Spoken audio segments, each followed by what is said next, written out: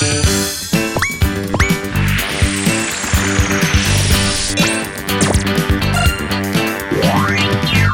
食报卖啊！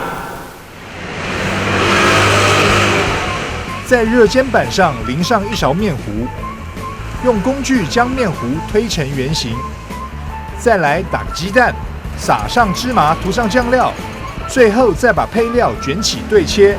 这道口感酥脆软 Q， 是道丰富配料的天津煎饼，现在在安平也能吃得到。我觉得它吃起来蛮清爽的，而且有一种脆脆的，很舒服的感觉。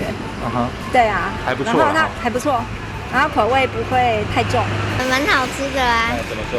就是蛮多料的啊，味道配起来也很足，就这样。可以吃到什么料？大概？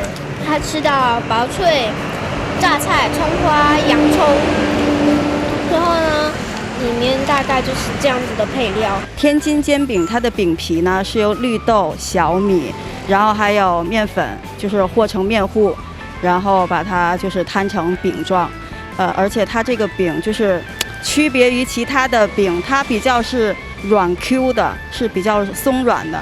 然后里面呢就是包的一些像洋葱啊、葱花，然后榨菜、生菜、蔬菜，然后再放上薄脆，薄脆也是用那个面皮炸过的，就是很脆的那种。原本是因为思念家乡味，才会自己动手做起了天津料理，一解乡愁。